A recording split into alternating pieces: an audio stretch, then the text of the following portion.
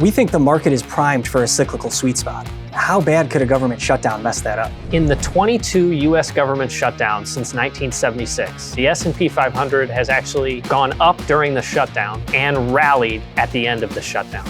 We think the bond market will be the speedometer for the market rally. Our research suggests that the level and the rate of change of long-term Treasury yields impacts investor risk appetite.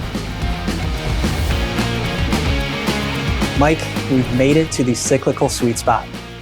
A couple of months ago, we were talking about the potential for a policy-induced economic slowdown. Last month, we're talking about how the economy might be running too hot in the first half of 2026 due to monetary and fiscal policies. And here today, we're talking about what happens between now and then. The aforementioned cyclical sweet spot. What does that even mean? Well, it's a good environment for risk assets, namely US small caps, even foreign equities. And importantly, we expect these conditions to persist through the end of the year. But it is fragile. Yes. There are a number of items that the market will be looking at to see if we are still in this cyclical sweet spot. So let's talk through those. What could disrupt this cyclical sweet spot? And as it almost always does, the Fed. Yes. For the market to continue to rally, it's very much a not too hot, not too cold type of environment. The market wants a lot right now because a lot of good news is already priced in, right?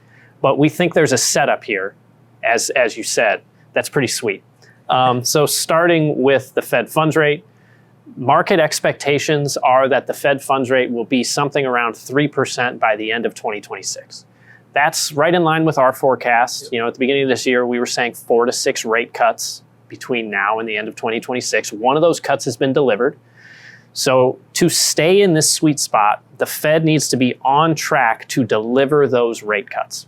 So that's 1 in October, 1 in December, and then 2 more in 2026. Yep. Maybe the market will allow the Fed to deliver 1 less if it's all for the right reasons. So what we mean by that is if they're viewing this as just normalizing policy, if they have to do this quicker because they're responding to recessionary fears in the labor market, now you've gone from this Goldilocks sweet spot to up too cold, and markets aren't going to like that. So a nice gradual normalization for the right reasons with non-recessionary growth, maybe accelerating growth. That's what the market requires right now. Yep. And so if we dig into both sides of the mandate, one thing that could keep the Fed from continuing to cut, would be inflation, or perhaps more importantly, inflation expectations. Yes, right? Exactly. Now that the Fed is on board with looking through any tariff-driven increase in prices and viewing them as sort of one-time or one-off, what that means to us is over the next 3 to 6 months, the inflation numbers are going to be taking a back seat. It's been a while, but they're going to be taking a back seat. And what's arguably as important are long-term inflation expectations. Those are going to be hot economic data points. So very important. And the Fed looks at a number of these. We've listed the 5 that they most frequently look at, and we're going to be monitoring them very closely. You want to make sure that they stay contained, something in the 2 to 2.5 range, no big increases. That is what the market requires. And if you look at where we're at today, the 2 primary survey-based measures that they look at, as well as a market-based measure, all in that 2 to 2.5, not too hot, not too cold. There is one that's in the red zone. It's the University of Michigan survey of consumers. The Fed's taking this with a grain of salt. We're taking this with a grain of salt. Since the election, that survey has become highly politicized. Democrats responding to this survey expect inflation to be running above 4.5% over the next 5 to 10 years, whereas Republicans expect it to be running below 2.5% over the next 5 to 10 years. Yep. So outside of that, these survey and market-based measures, as important as actual CPI over the next few months to maintain the market rally. Yeah, absolutely. And then, so inflation expectations, okay, continue to proceed cutting, right? The other side of the mandate, the labor market. We've seen some pretty notable slowdown. Obviously, with the government shutdown, we missed the last labor market report. But that Goldilocks area of slowing but not recessionary. Yes. Where are we at today? Yeah. So the Fed will look at this in terms of the rate of job creation versus the break-even rate. And the break-even rate is a hypothetical number that you don't really know until after the fact. But it's the level of jobs or the number of jobs that need to be created every month in order for the unemployment rate to not move higher or lower. All right. So estimates are that that's pretty low right now. It's somewhere between 25,000 and 75,000 jobs per month. And we know the non-farm payrolls reports we've been receiving, especially after you adjust them for the QCEW adjustments, it's been running dangerously close to dipping below that break-even rate. As we sit here today, after the ADP report for the September payrolls, we think about 83,000 jobs were added in total over the last 3 months. That is slightly below that break-even rate. So in order for the Fed to continue delivering cuts, you actually need some of these problems in the labor market to persist. The Fed needs to be worried about downside risks to the labor market in order to cut rates in the face of what we think will be accelerating growth into next year. And so this low rate of job creation is perfect to get them to do that. And the government shutdown, we think that just amplifies the potential downside risks, especially if furloughs are used less and layoffs are used more this time around. So this puts the Fed in rate cutting mode. Yep. Where this could dip into too cold is if the unemployment rate were to rise, but not because of not enough hiring, but because of an abundance of firing. Right. So that's why within our recession signal, we monitor initial and continuing jobless claims. That measures firing. Thankfully, that is not near recessionary levels at this point. And even though the BLS isn't putting out a press release every Thursday while the government is shut down, they're still releasing the state level jobless claims data. So we're still compiling that data, and it's still, a yellow to green light. It's right in that sweet spot as well. Yeah. Yeah. So a thin needle to thread here on the labor market front. Yep. And somewhat similarly on the economic growth side. We want 2026 consensus expectations for 2026 GDP to continue to improve, but not get too good.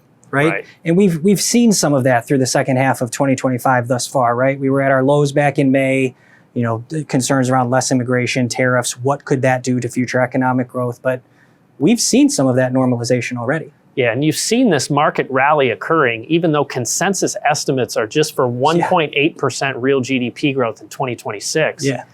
And we think, based on everything we outlined in our prior video, record level of tax refunds, potential for IEEPA tariff refunds, and the stimulative impact that these rate cuts that are going to be delivered are going to have in this cycle, we think there's reason that 2026 consensus GDP growth estimates could go well above 2% here. Mm-hmm. That has not been baked in. That, to us, would be another tailwind for risk assets if you were to get the Fed being able to cut because they're on the defensive about the labor market, all the while consensus growth estimates are rising. Yeah. So that's where we're at. And then if you look at the economic data as it's coming in, measuring economic surprise, for the first time basically since February, the economic data is coming in better than expected. That's exactly what you want to see. You want to see green on the board if you want to maintain the cyclical sweet spot. Yeah. Yeah, so we've talked about inflation, labor market, and economic growth with the idea that we want things to stay in that Goldilocks zone, right? If things get too bad, per se, the Fed is going to have to cut quicker, more of a hard landing type scenario. If things get too good, per se, we could potentially start seeing an increase in longer-term Treasury yields, which could spell the end of the cyclical sweet spot. Exactly. We think long-term Treasury yields, the level and the rate of change, are basically going to be the speedometer on the market rally. How fast, how high can we go? And the way we show that, if you look at the 10-year Treasury yield moves above 4% historically, that's the top half of this chart, any move above 4%. Whenever you see a quick move above 4 towards 5, that would be, the 1% increase, you see an offsetting decline in US stocks. So there is a level that investor risk appetite is damaged by rising Treasury yield. As we outlined in the prior video, 4 to 4.5% on the 10-year yield, especially if we, grind towards 4.5 in a slow, methodical fashion. That, to us, is a green light. Yep. That's not going to be too disruptive. Once we get above 4.5, now the market's going to be asking questions. And if we move quickly towards 5, that's a red light. You're talking about this cyclical sweet spot that's going to be a great environment for risk assets. But the fiscal government is shut down right now. How could we possibly be in a cyclical sweet spot? Well, let's talk about it. How do markets think about a government shutdown? How could this potentially impact economic growth? And when do we think this could be resolved? So in looking at all government shutdowns since the 1970s, typically what happens is markets look through them because they are temporary. There is a loss of economic growth for every week the government is shut down. The rule of thumb is it's anywhere from 0.1 to 0.2% of GDP growth lost per week the government is shut down, but all of that is recovered in the subsequent period. So that's where you get the temporary nature. There isn't a lot that can happen during a government shutdown that really starts to impact earnings estimates, out 1, 2, 3 years.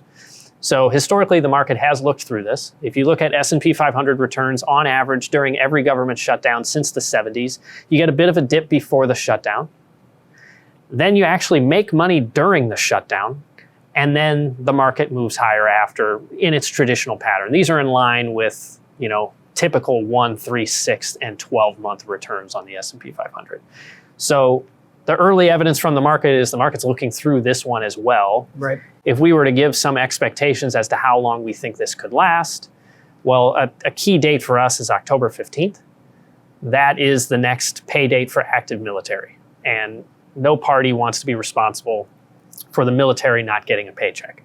So we think that will be a catalyst for compromise. We would not be surprised if it ends sooner than that. We would be very surprised if it extends longer than that.